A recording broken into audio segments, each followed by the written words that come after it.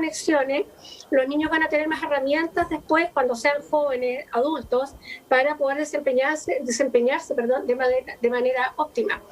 Y también la educación parvularia además trabaja con experiencias muy concretas y los niños van aprendiendo mediante experiencias que tienen que ver con situaciones de interacción con otros niños. Y bueno, es sabido que también ocurre en los adultos, que entre todos siempre nos vamos regulando.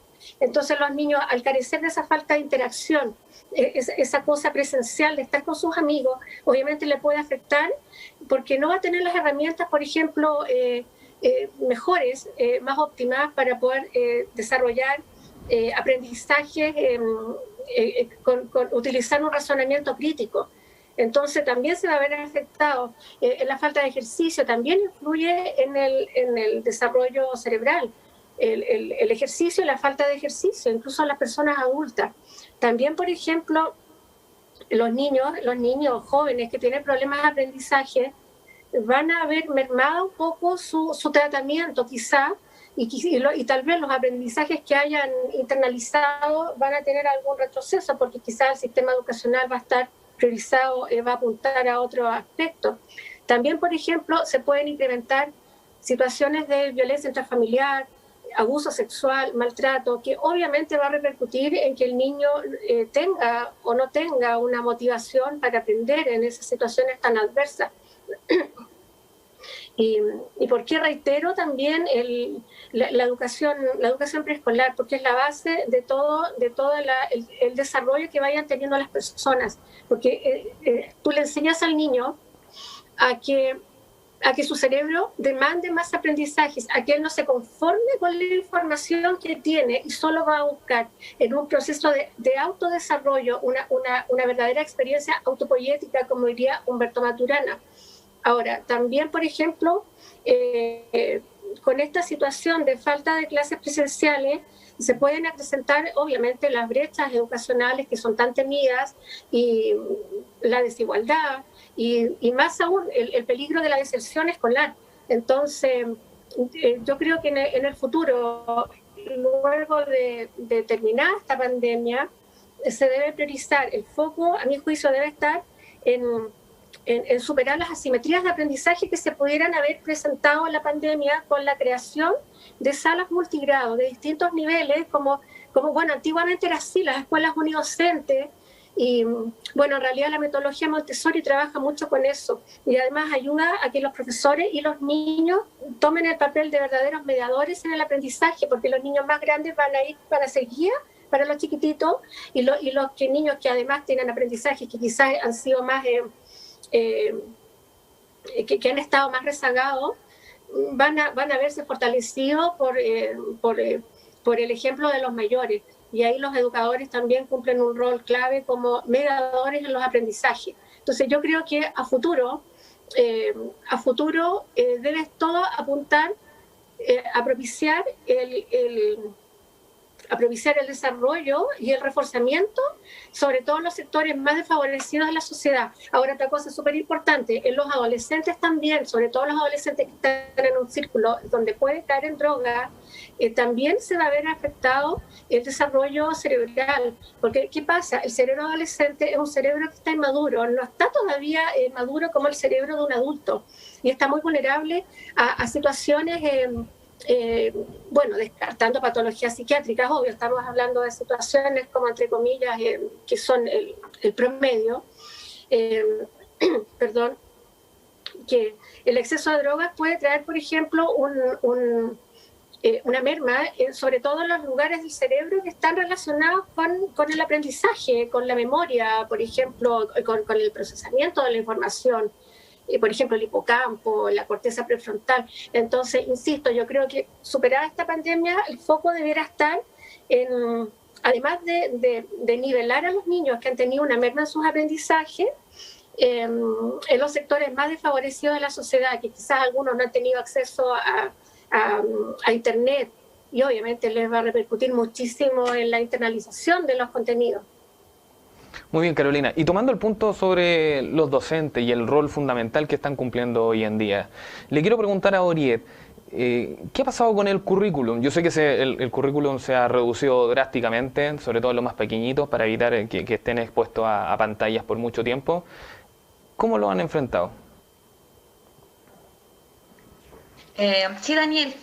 Mira, como bien dices tú, el Ministerio de Educación implementó un currículum priorizado que tiene relación con haber escogido los objetivos y los contenidos más importantes de las asignaturas para que podamos, ¿cierto?, lo que hacíamos en un año y en clases de 45 minutos o 1 hora y media, poderla hacer en 30 minutos y una vez a la semana, para que obviamente le quitemos un poco de carga académica y carga emocional y esta exposición o sobreexposición a los aparatos electrónicos, como bien decías tú.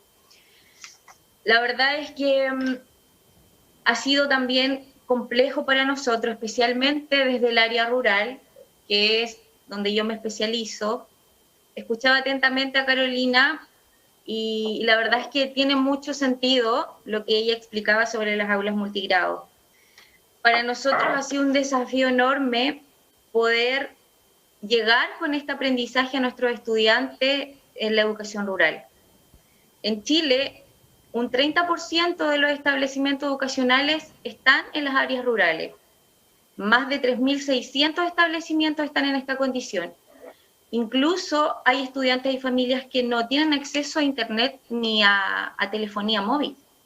Entonces, podrán imaginarse ustedes la titánica tarea que nosotros como profesores rurales tenemos para poder mantener vivo este sistema educativo.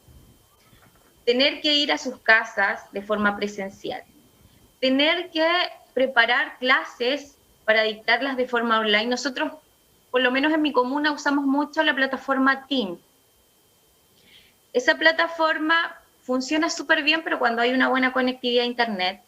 Y en nuestros casos, muchas veces no funciona. Y por más que nosotros nos esforcemos en preparar clases súper didácticas, motivadoras para nuestros estudiantes, simplemente si no se pueden conectar, si se les cae la señal, ahí quedamos con todo nuestro trabajo y nuestro esfuerzo de los profesores y de los docentes. Y yo sé que Carolina ahí me asienta con la cabeza porque así es. Muchas veces dedicamos tiempo para poder preparar nuestras clases y la verdad es que a la hora de hacerlas, si no están las herramientas, la tecnología al alcance de todos, no sirve de nada.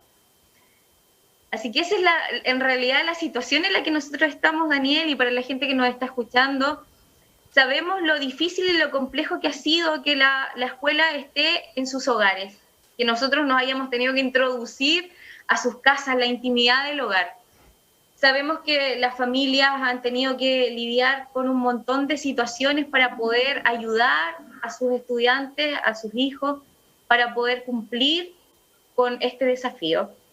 Pero nosotros también estamos haciendo grandes esfuerzos. Y la verdad es que el agobio laboral ha sido inmenso, Daniel. Hay muchos profesores que ya están tirando licencias psiquiátricas porque no dan más por el quehacer pedagógico que tenemos. Sí, un tema complejo. Yo también lo vivo en forma diaria, o sea, este esfuerzo que no solo es un triángulo, que hacen los docentes, que es un tremendo esfuerzo para tratar de reducir y de hacer la mejor clase posible para no exponer tanto a los pequeños, que en este caso me toca a mí. Y también me tocó ahora enfrentar una parte de ser cierto profesor también, una coayudante de los docentes para tratar de explicarle de mejor manera las materias que le están pasando. Y aparte que el mismo alumno, el esfuerzo que hacen. Para nosotros la verdad es que es muy loable lo que están haciendo los padres apoderados y familia en general. Este apoyo es fundamental. El trabajo es en común. Casa, profesor, ¿cierto? Estudiante. Si nosotros trabajamos en conjunto, vamos a poder sacar adelante este proyecto. Sí, sí, bueno, y eso es lo que yo he visto. Y también, ojo, disculpa, también adelante, que haya una correcta derivación, un trabajo interdisciplinario entre los profesionales que están trabajando además con los niños, por ejemplo, neurólogos, psicólogos, psicopedagogo, también es interesante porque muchas veces los profesores o el médico, por ejemplo, no sabe qué ocurre con el niño, porque hay una falta ahí, no hay una comunicación fluida. Entonces quizás es necesario a veces cambiar la dosis del medicamento, cambiar la estrategia en el caso de intervenciones de otro tipo que se puedan estar haciendo con otros profesionales. Entonces también es importante que haya una comunicación fluida entre todos los estamentos, entre todos, es un equipo en el fondo, los padres, los educadores, los especialistas que están detrás de los niños que requieran también apoyo en su proceso de aprendizaje. Así es. Así Y tomo el punto que estaba tocando ahora Carolina. ¿Qué consecuencias puede traer a nivel emocional la ausencia de clases presenciales en los niños? Bueno, considerando la situación de precariedad laboral en que se encuentran algunos padres, que algunos han perdido sus trabajos, quizás uno o ambos, o también quizás algunos dependen del comercio para vivir y no han podido generar ingresos por las cuarentenas. No estoy diciendo que las cuarentenas sean malas, porque yo obviamente no, eso va a depender y está relacionado con las decisiones de la autoridad de salud y obviamente también está relacionado con el aumento de los contagios.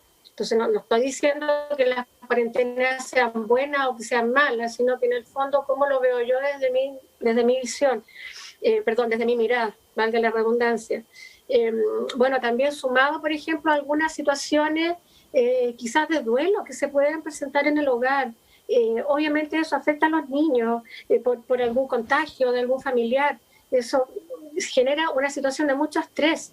Ahora, ¿qué es lo que es el estrés en el fondo? Es una forma como de una sensación de pérdida de control frente a las situaciones diarias o a muchas situaciones diarias. Y también puede haber por la falta también de interacción, de relación con sus compañeros, con sus amigos.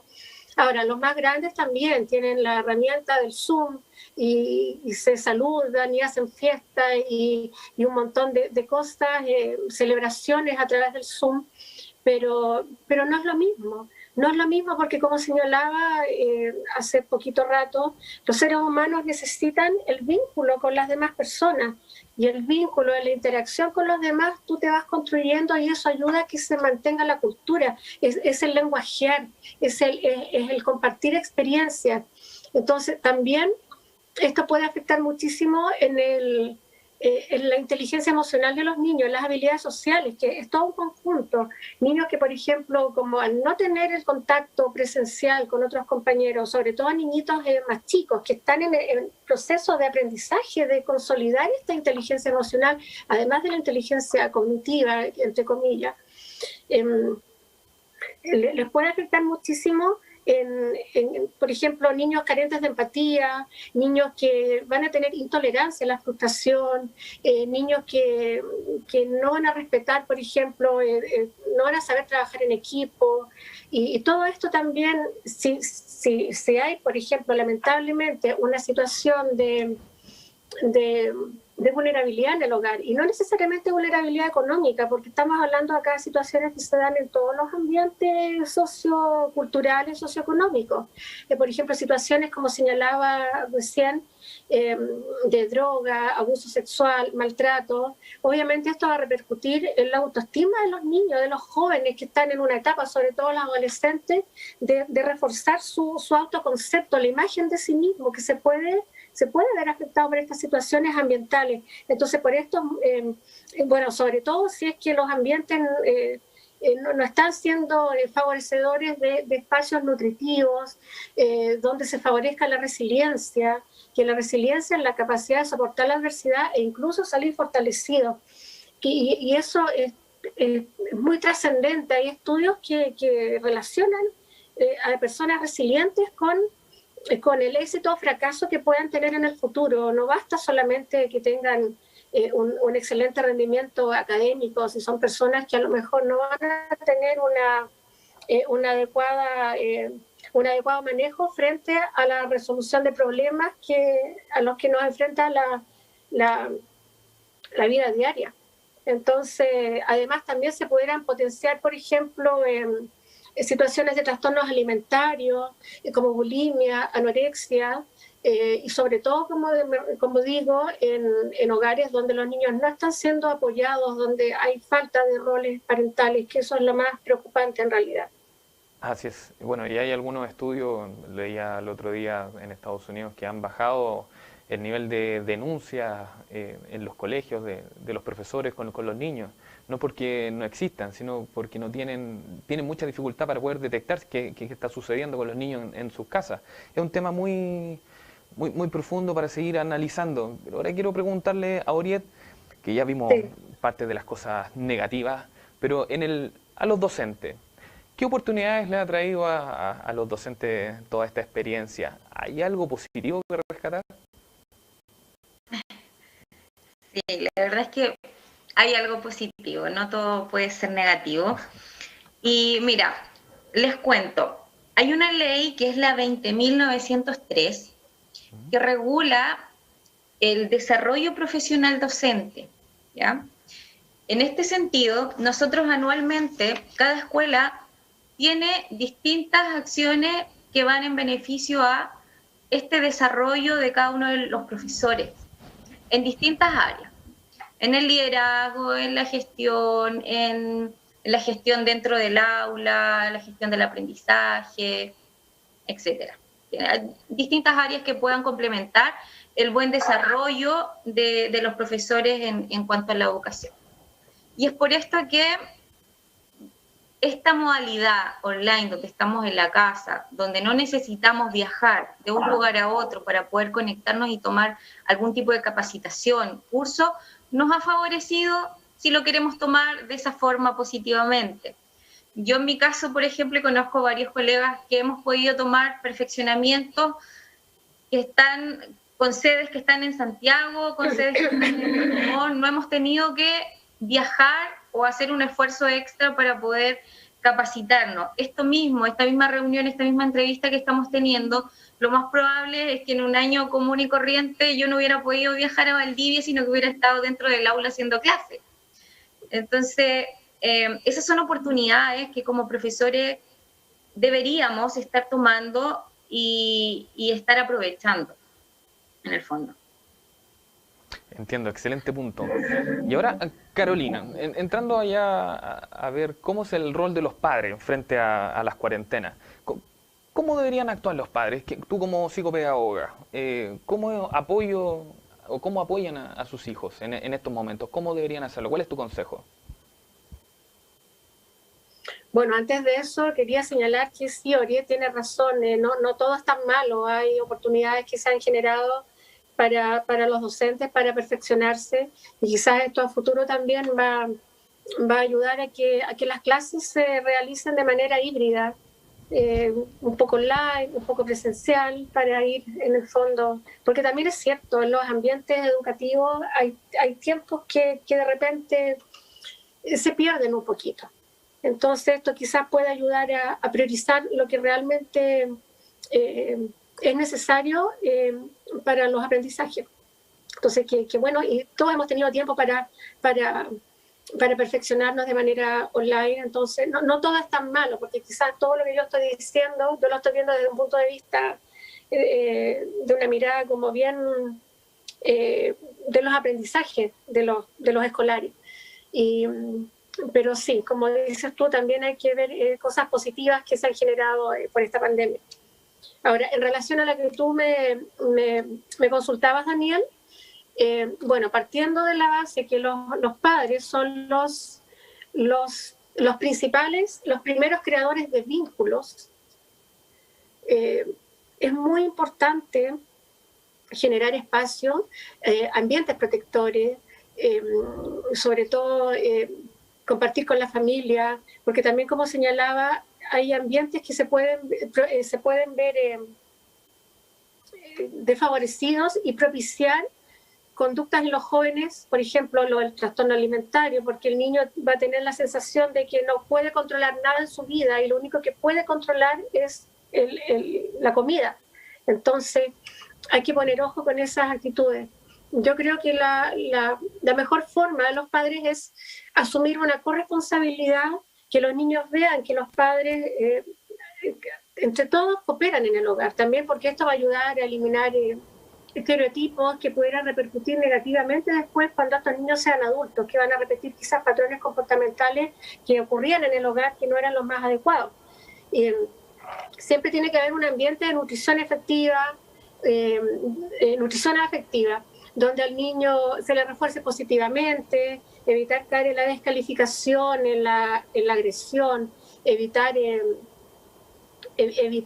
bueno, obviamente el castigo, el maltrato, los golpes. Entonces, siempre se tiene que tratar de propiciar que los niños tengan un espacio donde ellos puedan conversar con los adultos, donde la crítica va a ser constructiva y donde ellos se van a sentir protegidos a pesar de esta situación inclemente que estamos viviendo a nivel mundial. Ahora, pequeñas cosas, por ejemplo, si algunos tienen la oportunidad de compartir con abuelitos en el hogar o quizás utilizar herramientas tecnológicas para conectarse con familiares que están en otras ciudades, de repente, por ejemplo, cocinar juntos, jardinear, si también el plan paso a paso lo permite, aprovecharlo para hacer deporte, andar en bicicleta, salir a inspeccionar en el fondo nuestra naturaleza, porque eso también ayuda a generar una sensación de bienestar, el contacto con lo verde, y también obviamente incentivar el conocimiento y el respeto por el medio ambiente. Pero en general los padres pueden ayudar. Ay, perdón. No, sí, que ya estamos llegando casi al final del primer bloque. Y para ir finalizando, le quería hacer la última consulta a Oriet desde su perspectiva como docente. ¿Cómo evalúa a un año ya de esta modalidad? ¿Cuál es su opinión? ¿Positiva, negativa? Mira, la verdad es que el año pasado, si hago un comparativo 2021-2020, el año pasado nos pilló de sorpresa, hicimos todo en la marcha, improvisando en el fondo para poder sostener este sistema educativo. 2021 comenzamos ya con una experiencia previa. Ya veníamos, ¿cierto?, trabajando con una metodología, con una forma y pudimos enfrentar de mejor manera ese marzo, un marzo caótico que tenía más pinta de diciembre, entre noviembre y diciembre. Pero yo creo que los profesores, si bien estamos en un momento complicado, a lo mejor emocionalmente, físicamente desgastado, creo que estamos mucho más preparados para poder terminar este año 2021 si las condiciones no nos permiten volver al aula, ¿cierto?, de forma presencial, terminarlo de forma online de la mejor manera posible. Y eso con la ayuda de todos, familia, el esfuerzo que está haciendo el alumno y obviamente el mundo docente. Quiero agradecer la presencia de ustedes dos. Oriet, muchas gracias por haber estado en nuestro programa. Lo mismo Carolina, también agradecerte todo el análisis y la presencia en este programa. Esperamos tenerla en un futuro más para ver cómo se va desarrollando y a ver qué cálculos sacamos, si son positivos o negativos, cómo se va evolucionando en el sistema educativo todo esto online, la metodología, o si volvemos en una normalidad. Ojalá sea así. Agradezco su compañía, que esté muy bien. Y bueno. Gracias, Daniel. Gracias, no se separa de nada, Carolina. No se separe de nuestra compañía, nosotros vamos a un pequeño corte comercial y volvemos enseguida.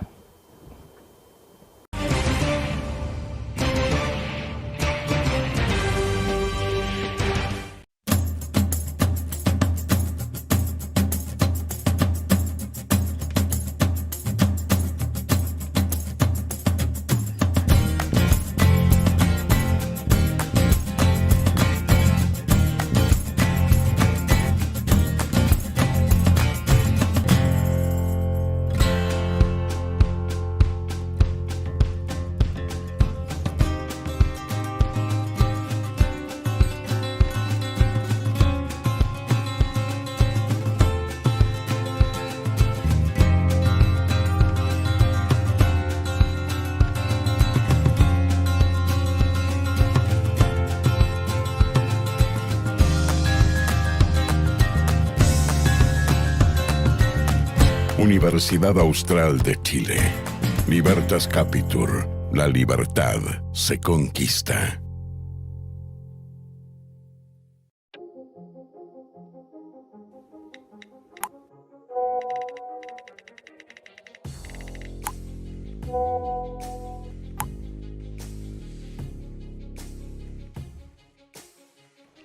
Además de ser una certificación de calidad, la acreditación te permite optar un financiamiento con garantía estatal.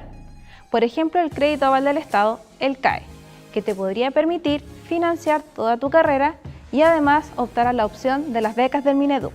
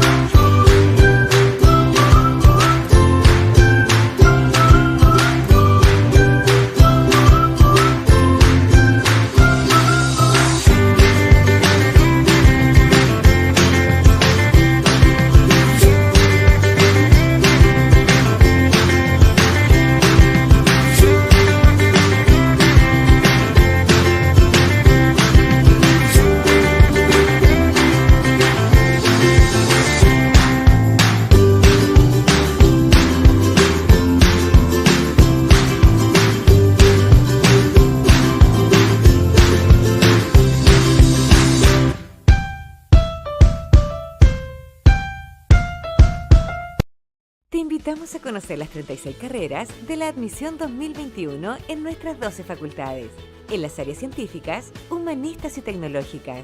Nuestros 5 campus en 4 ciudades del país: Santiago, Concepción, Valdivia y Puerto Montt. Contamos con tecnología en el aula para clases en modalidad online. Postula en primera preferencia a la Universidad San Sebastián y obtén 100% beca matrícula. Universidad San Sebastián. Educar en virtudes.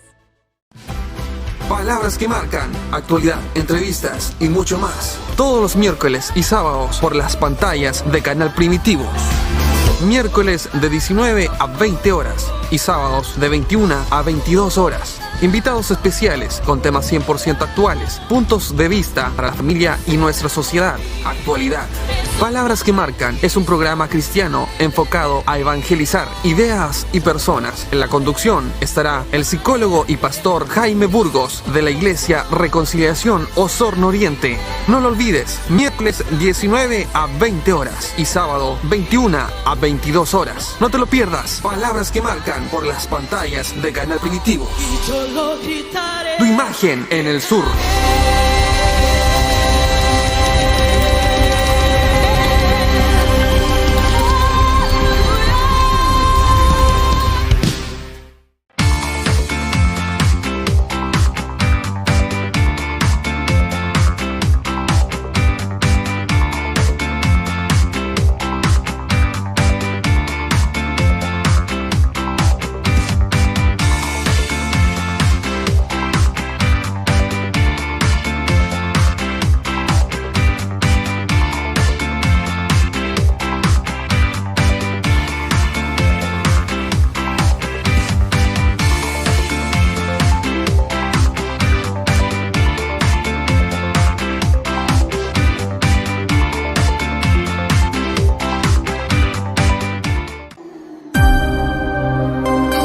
¿Qué tal? ¿Cómo están? Soy Cristian Chico Pérez. Los quiero invitar. Desde el próximo 30 de abril llegamos a Primitivos con música primitiva. Solo retro hits con sus videoclips, canciones y sus historias.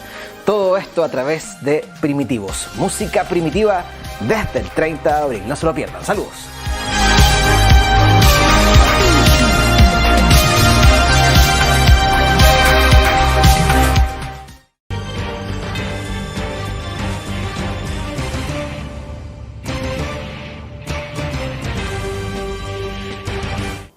Continuamos en la última palabra y en nuestro segundo bloque seguiremos conversando sobre los efectos de la pandemia en el sistema educativo. Ahora analizaremos los efectos en la educación superior y cómo ésta se ha adaptado para enfrentar este nuevo desafío. Y para iniciar, le damos la bienvenida a don Luis Castro Haase, profesor de Matemática y Física, magíster en Educación. Don Luis, ¿cómo está? Mucho gusto tenerlo en el programa. Hola, buenas tardes, don Daniel. Gusto de escucharlo también. Igualmente, pues, don Luis. También le damos la bienvenida a don Martín Solar, ingeniero civil industrial y magíster en administración de empresa. ¿Cómo está, don Martín? Muy bien, aquí estamos. Muchas gracias por la invitación. De nada, pues, don Martín, un gusto tenerlos ambos acá en el programa. Mire, para entrar en contexto, la educación superior no ha estado ajena a todos estos cambios y quiero iniciar preguntando a don Martín. ¿Cuáles son los principales desafíos de la virtualización del proceso enseñanza-aprendizaje? Tal vez los principales desafíos digan relación con el uso adecuado de tecnologías de información, puesto que en general he visto que hay una tendencia a replicar las clases presenciales, las clases expositivas, a replicarlas en formato de video, simplemente como una especie de videoconferencia en línea. Y esa justamente no es la idea. La idea es evitar eso. Está probado a través de varios estudios de que 2 horas de clases presenciales equivalen aproximadamente a unos 20 minutos de clases en línea, clases bien estructuradas, bien desarrolladas. Y bueno, y eso implica un gran esfuerzo en la producción de esos videos de clases, toda vez que hay que hacer uso de varias herramientas de tecnología de información, llámense herramientas de simulación, de aplicaciones de software, etcétera, que acortan el logro de aprendizajes significativos en una clase bien hecha, en un video bien hecho. Pero el desafío está entonces en que el esfuerzo de producción de esos videos es bastante grande y no es tan fácil lograrlo, de manera que uno esperaría una suerte de gradualidad en el tiempo de cómo vamos a ir avanzando en esta parte. Así es. Don Luis, le quiero consultar a usted, ¿qué posibilidad hay de cambiar la metodología, dado que ha venido evolucionando y cambiarla completa? Bueno, yo creo, don Daniel, que la metodología hay que cambiarla definitivamente, querámonos o no queramos, porque la situación del trabajo en línea ya es un hecho.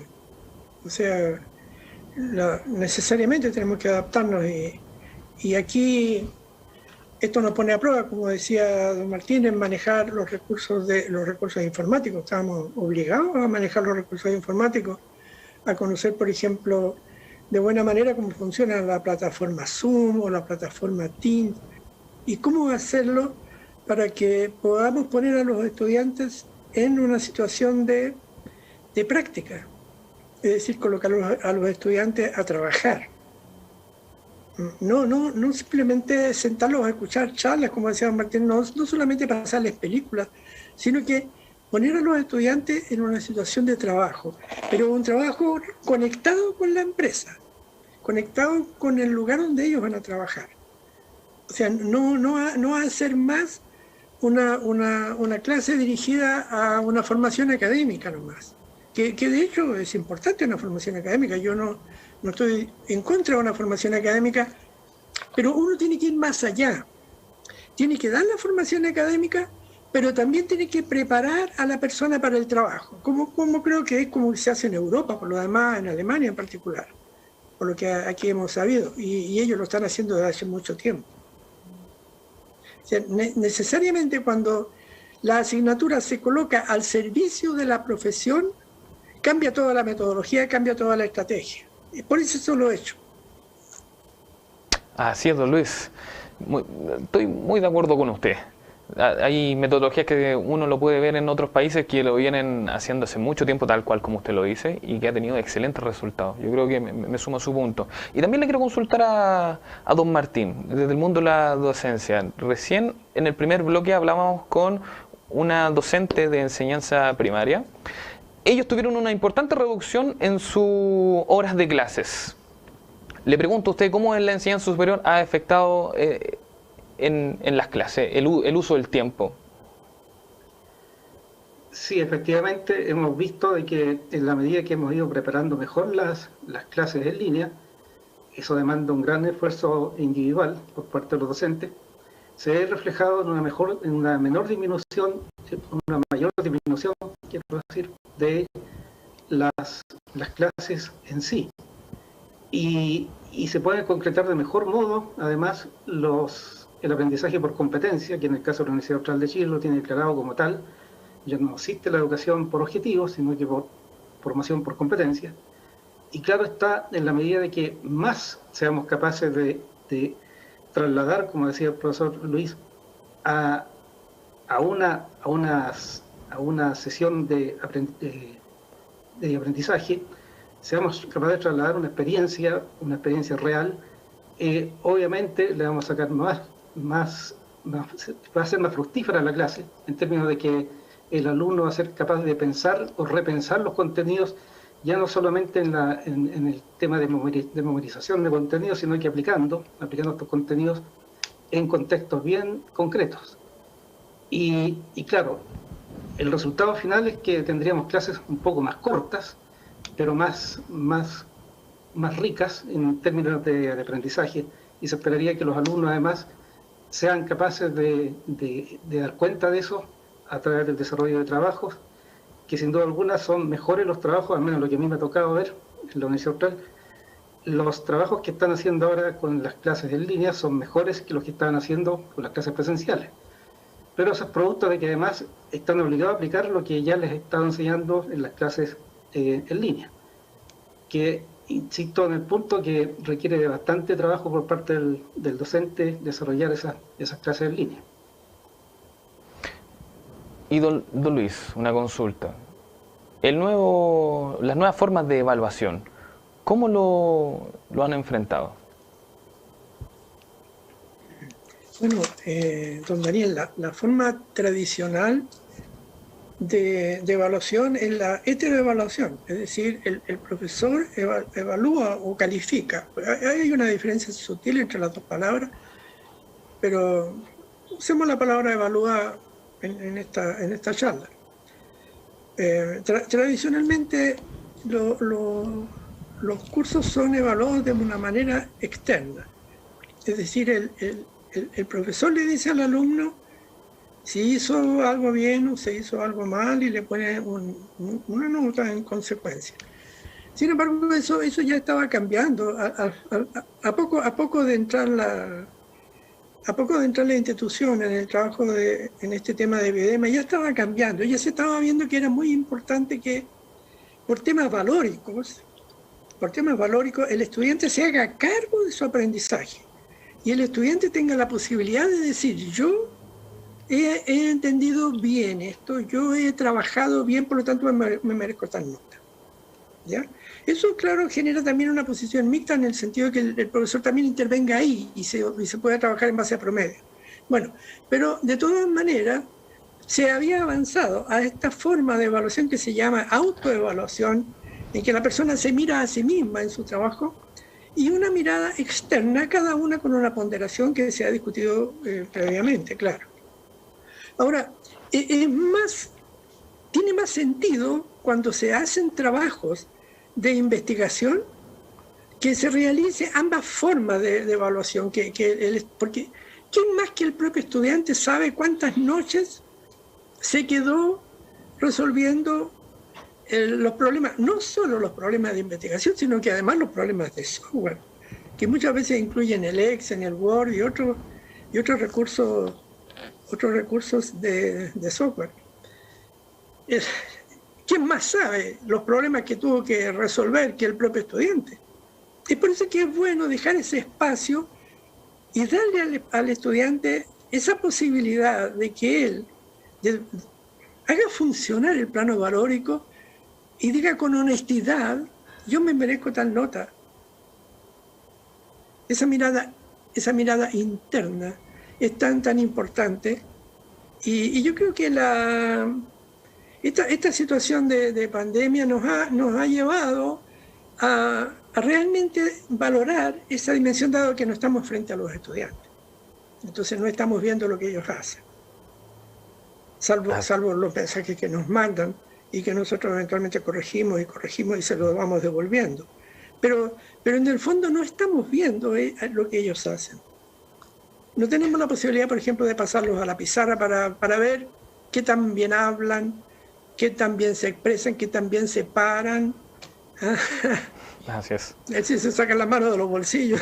Bueno, no tenemos esa posibilidad de hacer ese contacto directo, pero sí tenemos la posibilidad de darle al estudiante una mirada más valórica, más, digamos, más responsable, ¿ya?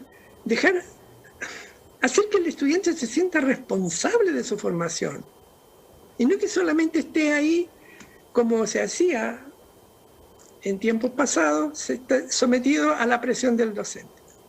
Es lo que pudiera decir respecto, don Daniel. Muchas gracias, Dulce. Y don Martín, ¿cómo ha sido su experiencia también en la nueva forma de evaluación? Sí, un poco parecida a la que mencionaba Luis, en el sentido de que, como mencionaba anteriormente, en la Universidad Austral ya veníamos trabajando con el tema de formación por competencia y por lo tanto ya estábamos trabajando un poco en el uso de tecnología de información en el sentido de lograr ciertas competencias y evidenciarlas.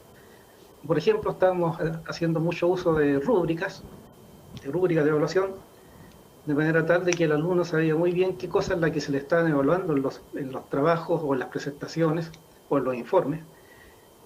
Sabían exactamente qué cosas se evaluaban, con qué ponderación, etc.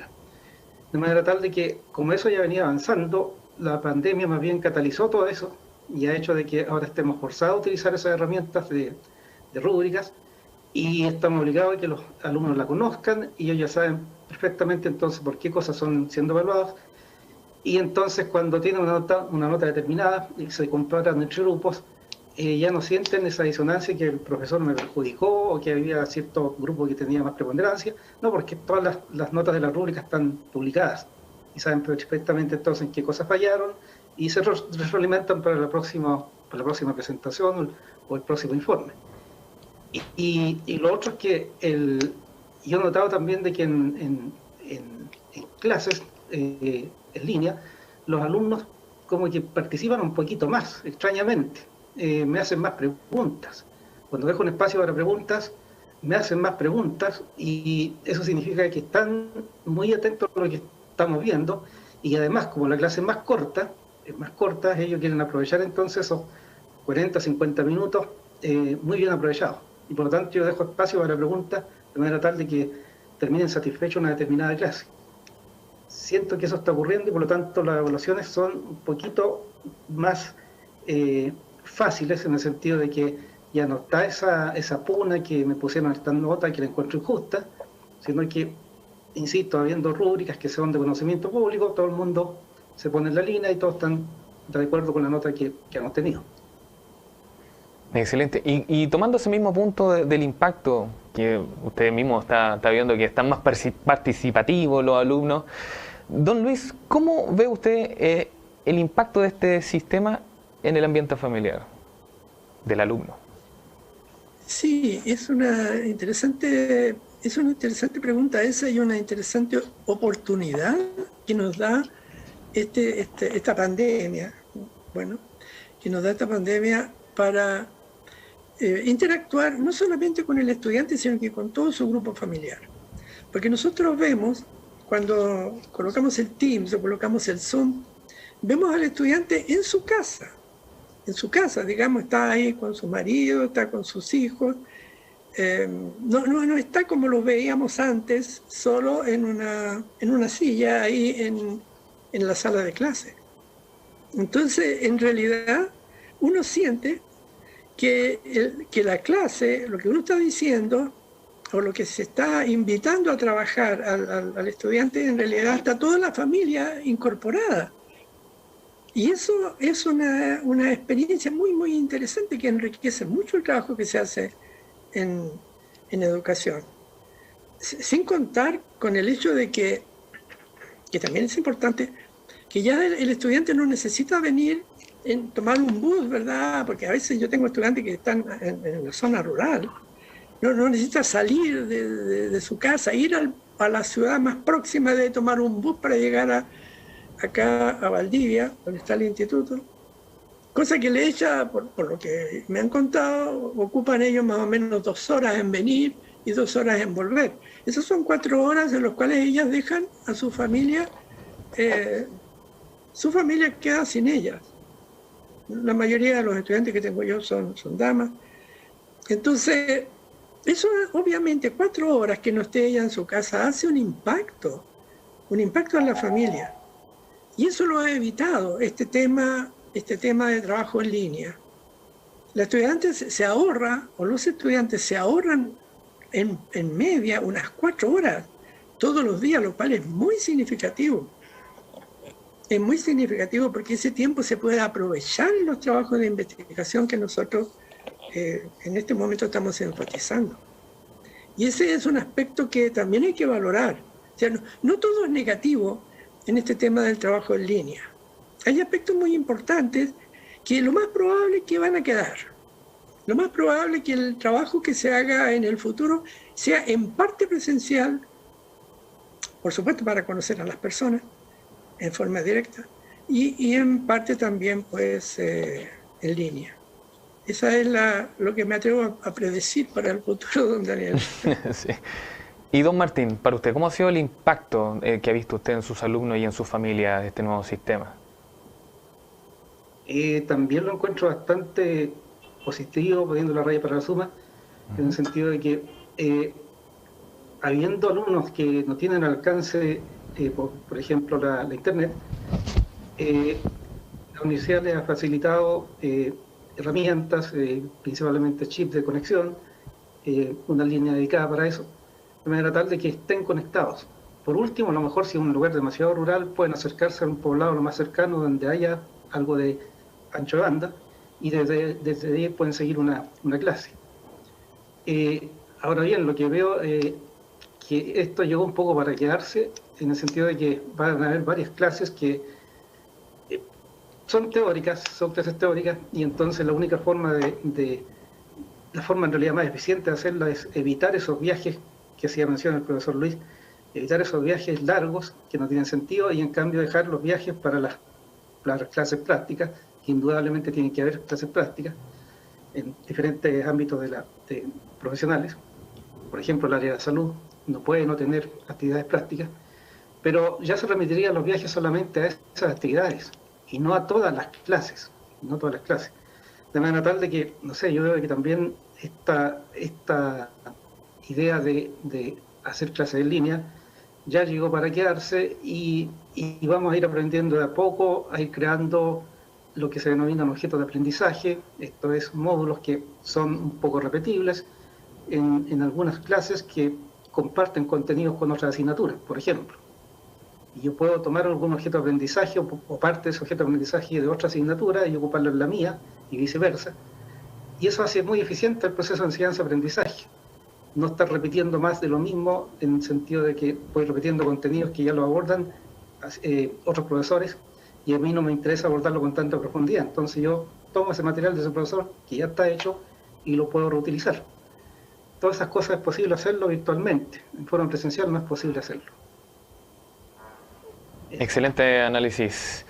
Y para finalizar, ambos como docentes veo que tienen una opinión muy positiva. ¿Cómo evalúan todo este cambio en la educación superior, adaptándose a estos nuevos tiempos de la pandemia que corren en curso? Don Luis, ¿cómo cree usted? ¿Positivo o negativo? ¿Cómo lo evalúa? Bueno, como don Daniel, como todas las cosas de la vida, hay aspectos negativos y hay aspectos positivos en todo tipo de actividades que uno haga en su vida, en realidad. En todo tipo de empresas que uno emprenda, hay algo que no funciona bien y algo que funciona bien. Pero ya hemos indicado qué aspectos son positivos. Lo que hay que valorar ahora es qué tanto va a influir esta pérdida de contacto personal. ¿Qué tanto va a influir? Es como decir, oye, ¿qué tan importante soy yo como persona? ¿Qué tan importante soy yo como ser humano? ¿Yo puedo ponerme al margen y hacer andar los equipos electrónicos? Es como hablar un poquito del mundo feliz de Aldous Huxley, en que las máquinas empiezan a tomar el control. O sea, ¿qué tan importante soy yo entonces? ¿Qué tan necesario? Ya don Martín nos decía que en las clases prácticas necesariamente tiene que estar ahí un guía, un docente que dirija a los estudiantes. Pero los aspectos teóricos, ¿realmente no somos tan importantes en el aspecto presencial como pensábamos? Ese es un tema que está para ser evaluado, porque no tenemos, apenas llevamos un poco más de un año en esto, no tenemos espacio para medir si la ausencia del docente de los temas presenciales puede generar alguna deficiencia que todavía no la vemos. Es posible que eso suceda, don Daniel.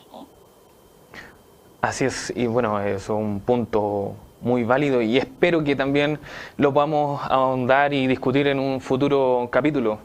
Quiero agradecer la presencia de don Martín Solar y don Luis Castro en nuestro programa. Muchas gracias por haber tomado este contacto y haber hecho este análisis de cómo se afecta en las cosas tanto negativas como positivas en la educación superior de la pandemia que está en curso. Muchas gracias a ambos. Y bueno, gracias a usted, don Daniel. Muchas gracias también por la invitación. Gracias. Ya, pues esperemos tenerlo en un futuro programa.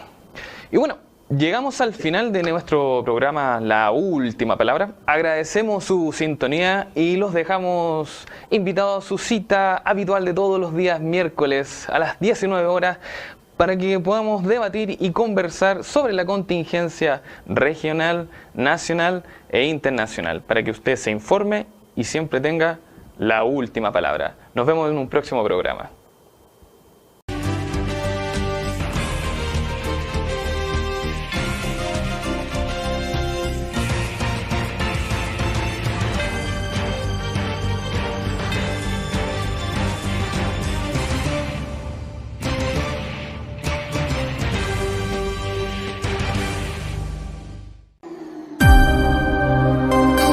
¿Qué tal? ¿Cómo están? Soy Cristian Chico Pérez. Los quiero invitar desde el próximo 30 de abril.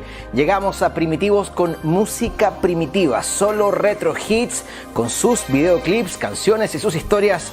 Todo esto a través de Primitivos. Música primitiva desde el 30 de abril. No se lo pierdan. Saludos.